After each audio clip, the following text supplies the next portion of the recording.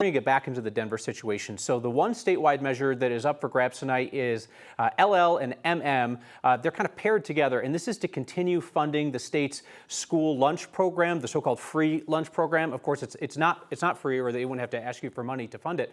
But Coloradans appear to be very much on board with continuing this program that provides lunch for free for school students, regardless of income, regardless of where they live in the state. The Prop LL portion allows the state to retain excess revenue that they pulled in from higher income earners, and the Prop MM side allows the state to raise taxes on higher income individuals and households, people making more than $300,000 a year, and this again is for school lunches.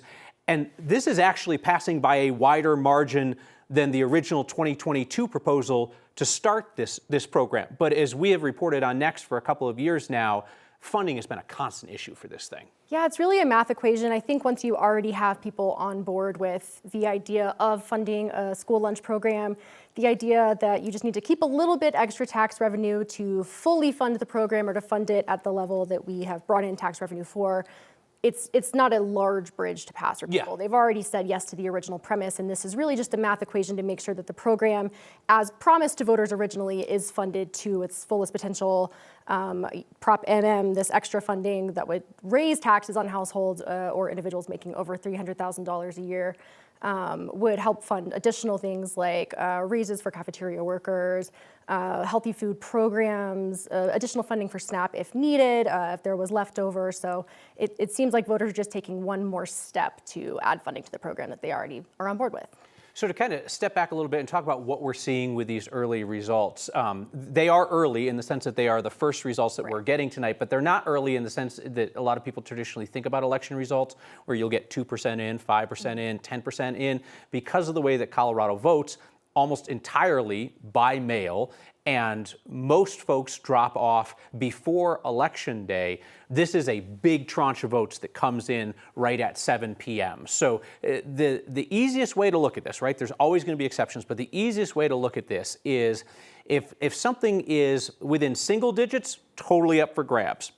If it's around like a 10 or a 12-point margin, even a 15-point margin, then there's a chance that could swing when the final votes come in. All of the day of voting, right? The first votes to come in tend to skew Republican, tend to skew a little bit older. The later votes coming in tend to skew a little bit more liberal, a little bit younger. But once you see stuff in the margins that we have seen, both the Vibrant Denver bond passing and the support for the school lunch program passing by 20 percentage points or more, those are very, very safe margins when you look at the early voting in Colorado. So let's jump back to Denver here for a second, if we could, because the other big issue up in Denver tonight is 310. That's the flavored tobacco ban. Mm-hmm.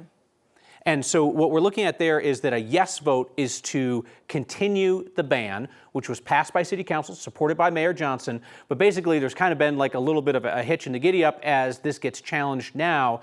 But the key thing to remember about this, it's overwhelmingly winning. I mean, those are Saddam Hussein numbers. I mean, those are very impressive numbers. Safe margin. Safe margin for the flavored tobacco ban is that this is the race that has seen some wild big money. Yeah, this is the Mayor Mike initiative. So Mayor Mike Johnston is the one that originally signed this ban into place. Mayor Michael Bloomberg, former Mayor Michael Bloomberg, has put almost $5 million into this race. It's one of the largest campaign contributions by an individual in municipal history. So definitely putting his money where his mouth is. He's long been a big anti-tobacco guy. There's been an organized campaign opposing the ban, but nowhere near the kind of funding we've seen for the ban.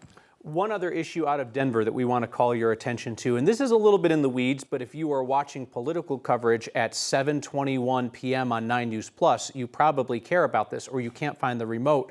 And so that is 2G. 2G would change the way Denver's at-large city council races are run. And it would basically put them into a runoff system like the mayoral election. So if you know the Denver mayoral election, everybody and their mother runs in the first round, right? We had like 27 candidates or something last year. And then you pare down to 2. And what that forces voters to do is that somebody's going to get 50 plus 1. Somebody's going to get a majority. And that prevents a situation where somebody can win a, say, 5-person race with 20% of the vote. Right, and that's a system that we have set up for at-large races right now, where you can win with 20-30% of the vote, and we've seen that recently with some of the more progressive members on council, both the at-large members, Serena Gonzalez Gutierrez and Sarah Parody, both won in the 20-30 margin. So this would just be, the idea is standardizing this race in the same way that all the other races are standardized, splitting the at-large races into 2 separate races instead of 1 large ballot, just pick your favorite 2 winners. The supporters say that this is about making sure that the at-large council members have a majority of the vote like everybody else rather than just a plurality.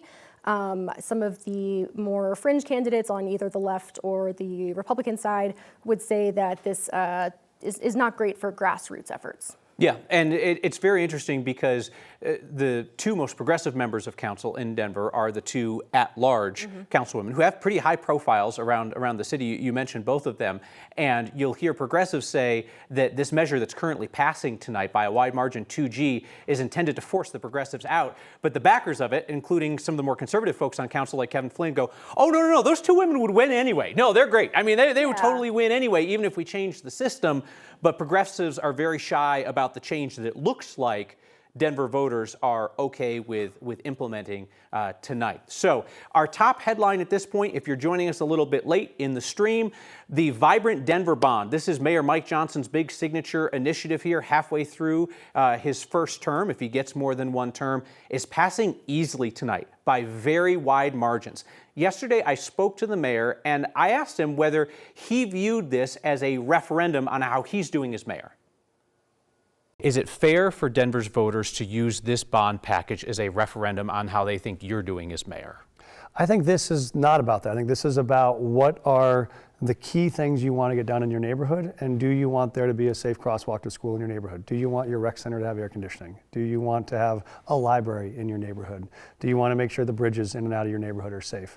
I think those are really the baseline questions. They're going to have some things they agree with me on, some they disagree on, but I hope this is really a simpler in some ways and a bigger question in some ways on how they feel about the rest of the city. It's, do they want these intensely local investments? And that's where we find over and over people say, yes, they do. Well, I wonder if he regrets saying that. I think that was a safe assumption for him to make. Obviously, people are on board by and large for the investments that are on this bond list. We've seen some of the projects that maybe people do have organized opposition to, like bridge improvements near the future Broncos stadium, coupled with infrastructure needs and other things that are very popular ideas. So the idea that the entire list as a whole is passing in the way it is, I think the mayor knew. It was a pretty safe bet. Yeah, it's interesting. The biggest ticket item in the entire package that Denver was considering was $89 million for the 8th Avenue Viaduct, which for folks who drive that regularly, like, they know that it's hot garbage. But it also is something that the billionaire owners of the Broncos wanted fixed before they go into Burnham Yard with the new stadium. So there was some potential friction there about, were people willing to pay for that to accommodate that development? And there's no suggestion from the early vote totals that we've seen that there's a lot of hesitation. Now, here's what I would say. I would not be surprised if every one of those bonds, 2A through 2E, tighten as the night goes on, as you get a younger, more progressive vote. There were some like TikTok campaigns against some of these issues and that kind of thing. I wouldn't be surprised if they tighten up a bit. But again, the closest one, 2A, that is that's the road and bridge stuff, including the work near the future Broncos Stadium, is passing by 20 points. Let's go to Marshall Zellinger, who is out tonight at the watch party for this Vibrant Denver Bond. I imagine, Marshall, that folks are feeling vibrant. It's pretty vibrant. The vibe here is vibrant. Kyle, I'm a math nerd at times, and I know you say that A through E could tighten through the night, which is probably true, but I'm looking at the results, and as you say, 2A is the closest, 60-40, but they're separated by like 18,000 votes. And by my math, as of 2 p.m., this doesn't account for at least 25 to 30,000 votes. So basically every vote that hadn't been counted since about 2 p.m., I guess, would have to go no for this to like really be up in the air. And so that's how the statisticians try to figure out how to call a race. No one's really sweating out here about 2A through 2E. For the party's sake, it's a fun party. For my role today, it's kind of boring because okay, status quo wins, bonds continue to pass. This currently is boring, so Foster Gaines is going to kind of show you the whip around of who's here. And I'm told you're not going to see anybody important necessarily behind Foster. This is staff, both administrative staff for the mayor and for the bond issues. I just wanted to show you what you can't see currently. Next to me might be the most prolific person in the room right now, former Mayor Federico Pena, doing an interview with our competition right next to me. I have seen, Kyle, some of the big wigs in the city, the cabinet members that are going to be in charge of the money they're going to get now through these bond issues, and it's just kind of job security now as these look to pass and the city continues to do what it does. This is how cities build infrastructures, through bonds, and except for the arena that former Mayor Michael Hancock wanted, voters say yes. Yeah. All right. Marshall Zellinger, sorry about your boring night, but you know what? At least it's a boring night around happy people. Boring nights around sad people are the worst. At least the vibes are good. The vibes are good. Yeah. Slow nights around sad people, those turn into drinky situations, and those are never good. Marshall, we will talk to you again on 9 News at 9. Just real quick, I want to run you through where Denver School Board stuff stands right now.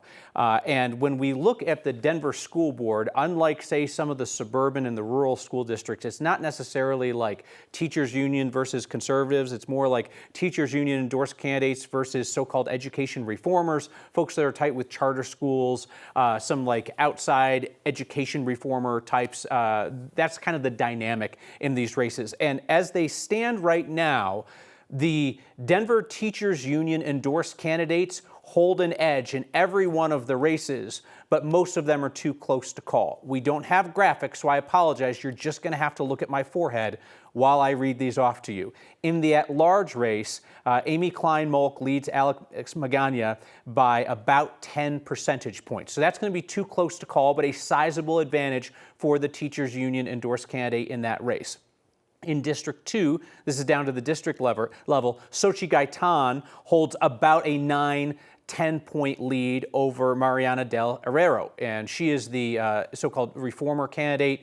Gaitan has been on the board for a long time, has been in board leadership. She is Teachers Union endorsed, so she leads that race comfortably. Too close to call is District 3. This is portions of northeast Denver. This is an interesting three-way race. We have Scott Esserman, who is a longtime board member, previously Teachers Union endorsed. He has lost their endorsement. They have now endorsed a guy named DJ Torres to run against the quote-unquote reformer, Karen Blank. And right now the race is too close to call between DJ Torres, the Teachers Union candidate, and Karen Blank, the reformer candidate. Notably, Scott Esserman, incumbent board member, has not cracked 20% of the vote in that race, and about 1 percentage point separates the union candidate Torres from the reformer candidate Blank in the 3rd district in DPS. One more to give you in DPS, District 4.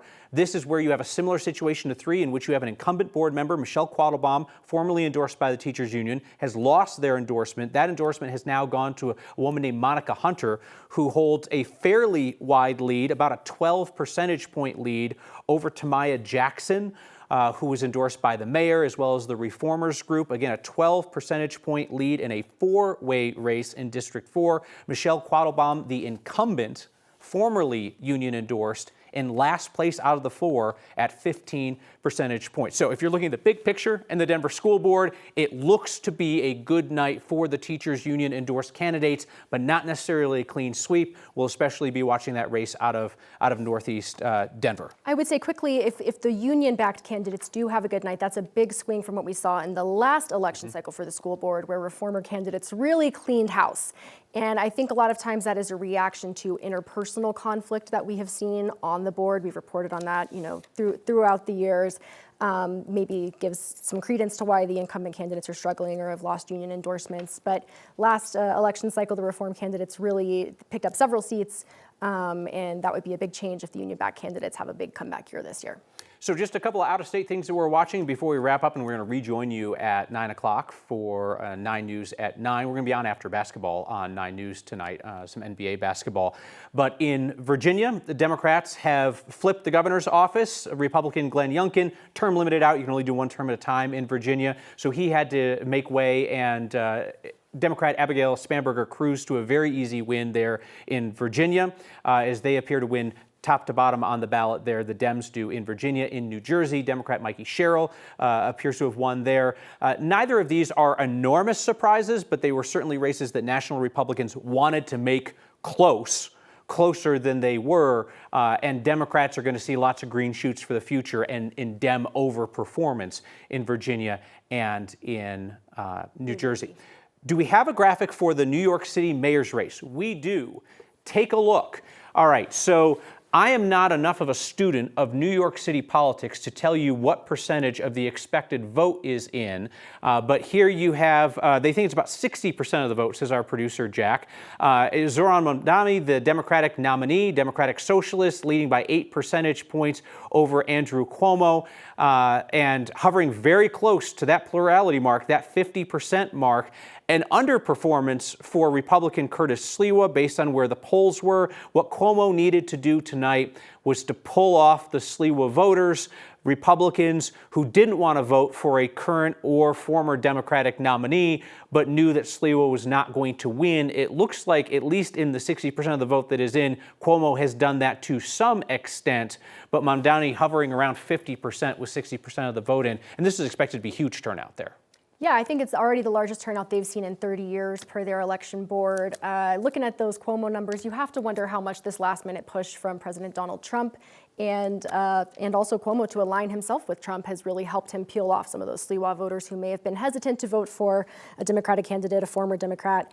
There's been talk, throughout the day. President Trump has said, vote for Cuomo. Cuomo has said, if you elect Mamdani, Trump is going to send in the National Guard. Do you want to send in the National Guard to New York City, or do you want to vote for me, Andrew Cuomo, and I can protect us against that? So you have to wonder whether that's really pushed him over the finish line with Republican voters. Yeah, I mean, you would think like, well, what good is a Donald Trump endorsement in New York City? But if the one thing you have to do is peel off Republican voters to defeat a Democratic socialist, then it is somewhat, utilitarian for Andrew Cuomo. So again, just to recap, in Colorado tonight, the Vibrant Denver bond, Mayor Mike Johnson's signature project, all 5 parts of it passing easily in the early going.